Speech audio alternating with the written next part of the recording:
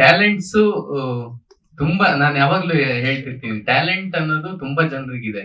ಅದನ್ನ ಗುರುತಿಸಿ ಒಂದು ಅವಕಾಶ ಕೊಡೋದಿದೆಯಲ್ಲ, ಅದು ದೊಡ್ಡದು ನಮ್ಮ ಇಂಡಸ್ಟ್ರಿಲಿ. ಅದನ್ನ ಪೃಥ್ವಿ ಸರ್ ಮಾಡಿದ್ದಾರೆ ನನ್ನ ವಿಚಾರದಲ್ಲೂ ಎಲ್ರ ತರನೇ. ಆ, ಅದಕ್ಕೆ ಅವರಿಗೆ ತುಂಬಾ ಚಿರಋಣಿ. ಹಾಗೆ ಆ, ಇಡೀ ನಮ್ಮ ತಂಡಕ್ಕೆ ತುಂಬ ಹೃದಯದ ಧನ್ಯವಾದಗಳು ಸಪೋರ್ಟ್ ಮಾಡಿದ್ಕೆ ಥ್ರೂಔಟ್ ಶೂಟಿಂಗ್ ಅಲ್ಲಿ. ಮೇನ್ಲಿ ವಿಕಲ್ಪ ಅಂದ್ರೆ A state between reality and imagination. ಅಂದ್ರೆ ಕಥೆನೆ ಹೇಳೋ ಹಾಗೆ ಇದೊಂದು ಸೈಕಾಲಜಿಕಲ್ ಥ್ರಿಲ್ಲರ್. ಇದರಲ್ಲಿ ಮೇನ್ಲಿ ನಮ್ಮ ಸಿನಿಮಾದಲ್ಲಿ ಹೈಲೈಟ್ ಅಥವಾ ನಮ್ ಸ್ಟ್ರೆಂತ್ ಏನಂದ್ರೆ ರೈಟಿಂಗು. ಒಂದಷ್ಟು ತುಂಬಾ ರಿಸರ್ಚ್ ಮಾಡಿ ಬರ್ದಿರುವಂತ ಸ್ಕ್ರಿಪ್ಟ್ ಇದು. ಹಾಗೆ ನಮ್ದು ಸ್ಕ್ರೀನ್ ಪ್ಲೇ ಬಂದು ಫಾರ್ಮ್ಯಾಟು ಹೋಲ್ಡ್ ಅಂಡ್ ರಿಲೀಸ್ ಅಂತ.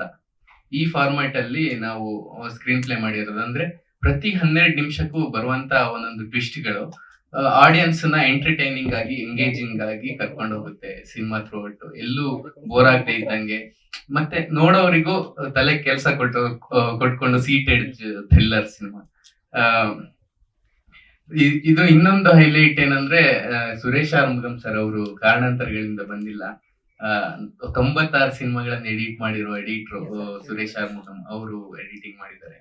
ಅಭಿರಾಮ್ ಗೌಡ ಅಂತ ಡಿಒಪಿ ಅವ್ರು ಫಸ್ಟ್ ಟೈಮ್. ಬಟ್ ನೀವು ಟೀಸರ್ ನೋಡಿದೀರಾ, ಫಸ್ಟ್ ಟೈಮ್ ಡಿಒಪಿ ಅಂತ ಅನ್ಸೋದೇ ಇಲ್ಲ. ಮತ್ತೆ ನಮ್ ಸಂವತ್ ಸರ್ ಅವ್ರ ಬಗ್ಗೆ ಹೇಳಲೇಬೇಕು, ಫಸ್ಟ್ ಟೈಮ್ ಅಂತ ಅನ್ಸೋದೇ ಇಲ್ಲ. ಟೀಸರ್ ಅಲ್ಲಿ ಆಗಿರ್ಬೋದು, ನೀವು ಫುಲ್ ಸಿನಿಮಾ ನೋಡಿದ್ರು ಅವರು ಫಸ್ಟ್ ಟೈಮ್ ಮ್ಯೂಸಿಕ್ ಡೈರೆಕ್ಷನ್ ಮಾಡಿರೋದು ಅಂತ ಅನ್ಸಲ್ಲ. ಓವರ್ ಆಲ್ ಇದೆಲ್ಲ ಫುಲ್ ಪ್ಯಾಕೇಜ್ ಇಟ್ಕೊಂಡು ಇದೇ ಜನವರಿ 30ಕ್ಕೆ ನಾವು ಜನರ ಮುಂದೆ ಚಿತ್ರಮಂದಿರಕ್ಕೆ ಬರ್ತಾ ಇದೀವಿ. ಎಲ್ರು ಸಿನಿಮಾನ ನೋಡಿ. ಮತ್ತೆ ಮೇನ್ಲಿ ನನಗೆ ಎಷ್ಟು ನಮ್ ಟೀಮಿಗೆ ಎಷ್ಟು ಕಾನ್ಫಿಡೆನ್ಸ್ ಅಂದ್ರೆ, ನಾನು ಇದೊಂದು ಹೇಳ್ಬೇಕು ಅನ್ಕೊಂಡಿರೋದು, ಸಿನಿಮಾನ ನೋಡಿ ಇಷ್ಟ ಆದ್ರೆ ನಿಮ್ಮ ಫ್ರೆಂಡ್ಸಿಗೆ ಫ್ಯಾಮಿಲಿಗೆ ಹೇಳಿ, ಇಲ್ಲಾಂದ್ರೆ ಹೇಳ್ಬಿಡಿ ಅಂತ. ಅಷ್ಟು ಅಂದ್ರೆ ನಮ್ಗೆ ಸಿನಿಮಾದ ಬಗ್ಗೆ ಅಷ್ಟು ಕಾನ್ಫಿಡೆನ್ಸ್ ಇದೆ. ಖಂಡಿತ ಎಲ್ರಿಗೂ ಇಷ್ಟ ಆಗುತ್ತೆ. ಬಂದು ಸಿನಿಮಾನ ಥಿಯೇಟರ್ ಅಲ್ಲೇ ನೋಡಿ ಅಂತ ಕೇಳ್ಕೊಳ್ತೀನಿ. Thank you very much. ಈ ಕಥೆ ನನಗೆ ಫಸ್ಟ್ ಪೃಥ್ವಿ ಸರ್ ನರೇಟ್ ಮಾಡಿದಾಗ ನನ್ಗೆ ಮಾಡ್ಲೇಬೇಕು ಅಂತ ಒಂದು ಆಸೆ ಹುಟ್ಟಿದ್ದು ಅಂದ್ರೆ ಈ ಕ್ಯಾರೆಕ್ಟರ್ ಇಂದ. ಅಂದ್ರೆ ಅದ್ರಲ್ಲಿ ಒಂದು ಆಳ ಇದೆ, ಒಂದು ಇಂಟೆನ್ಸಿಟಿ.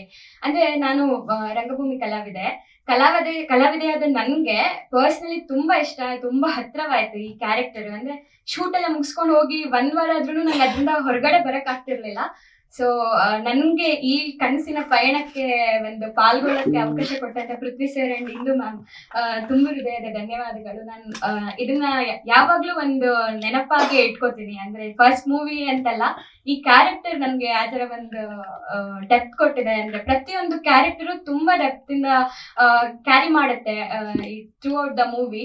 ಸೊ ನನ್ಗೆ ಪರ್ಸನಲಿ ತುಂಬಾ ಇಷ್ಟ ಆಯ್ತು ಈ ಕ್ಯಾರೆಕ್ಟರ್. ಅಂಡ್ ಹಳ್ಳಿ ಮ್ಯಾಮ್ ಇರ್ಬೋದು, ಎಲ್ಲರೂ ಹೇಳ್ಬೋದಾ?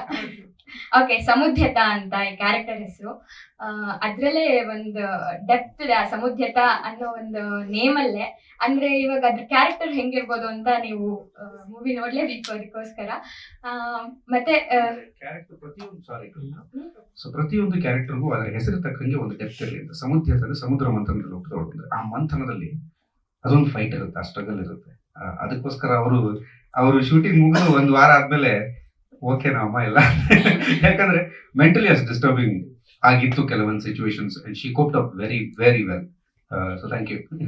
ಇಲ್ಲ ಅಂದ್ರೆ ನಾನ್ ಆತರ ಅವ್ರ ಕಲ್ಪನೆಗೆ ಜೀವ ತುಂಬಾ ಕಾರಣನೂ ಅವ್ರೆ. ಯಾಕಂದ್ರೆ ಹಿಂಗೇ ಬರ್ಬೇಕು, ಹಿಂಗೇ ಮಾಡ್ಬೇಕು ಅನ್ನೋದನ್ನ ಅವ್ರು ಯಾವತ್ತೂ ಬಿಟ್ಕೊಟ್ಟಿಲ್ಲ.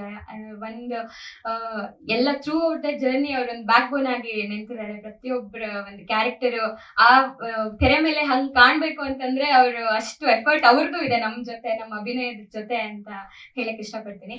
ಅಂಡ್ ಇಂದು ma'am thank you so much. ನನ್ಗೂ ಇದು ಒಂದು ಇದಕ್ಕೆ ಪಯಣಕ್ಕೆ ಪಾರ್ಟ್ ಮಾಡ್ಕೊಂಡಿದ್ದಕ್ಕೆ. ಅಂಡ್ ಎಲ್ಲರಿಗೂ ತುಂಬ ಹೃದಯದ ಧನ್ಯವಾದ.